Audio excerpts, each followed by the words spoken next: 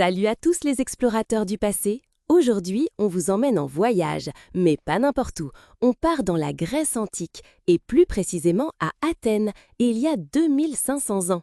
Vous êtes prêts à découvrir comment est née une idée qui a changé le monde, la démocratie? Bien sûr qu'on est prêt. Mais dis-moi, c'était comment Athènes à cette époque? Athènes, c'était une grande cité grecque, très puissante, avec des temples magnifiques comme le Parthénon et une vie très animée.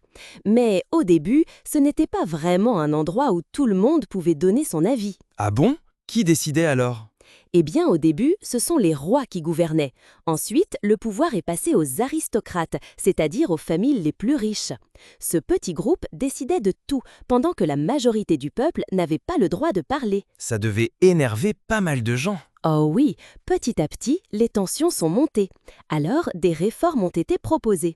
Et là, entre en scène un personnage important, Clisthène, vers l'an 508 avant Jésus-Christ. Clisthène? C'est lui le héros de notre histoire? Exactement, Clisthène est considéré comme le père de la démocratie athénienne.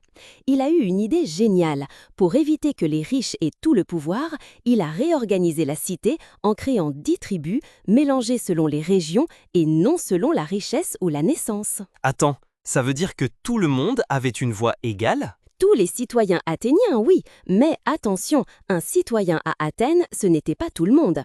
Il fallait être un homme libre, avoir plus de 18 ans et être né de parents athéniens. Les femmes, les métèques, les étrangers et les esclaves n'avaient aucun droit politique. Donc ce n'était pas une démocratie comme aujourd'hui, mais quand même une grande avancée. Tout à fait. Les citoyens pouvaient maintenant voter à l'Ecclésia, l'Assemblée du peuple. Ils y prenaient des décisions importantes, voter les lois, déclarer la guerre, décider du budget. Et qui dirigeait la ville? Il y avait un président? Pas vraiment. Les citoyens élisaient certains magistrats, mais beaucoup de fonctions politiques étaient tirées au sort. Par exemple, les membres du Conseil des 500, qui préparaient les lois, étaient choisis au hasard parmi les citoyens. Waouh, c'est fou ça! On pouvait devenir gouvernant par tirage au sort? Et oui, c'était une façon d'être plus juste et de donner à chacun une chance de participer. C'est ce qu'on appelle une démocratie directe. Les citoyens ne choisissaient pas des représentants comme aujourd'hui, ils votaient eux-mêmes les lois. Et ça a duré longtemps, cette démocratie à Athènes? Elle a duré environ 2 siècles, mais elle a connu des hauts et des bas.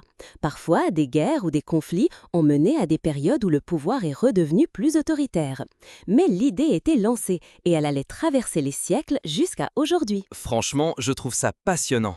Ces Athéniens ont eu des idées en avance sur leur temps. C'est vrai. Grâce à eux, le mot démocratie, qui veut dire pouvoir du peuple, est encore utilisé aujourd'hui dans beaucoup de pays.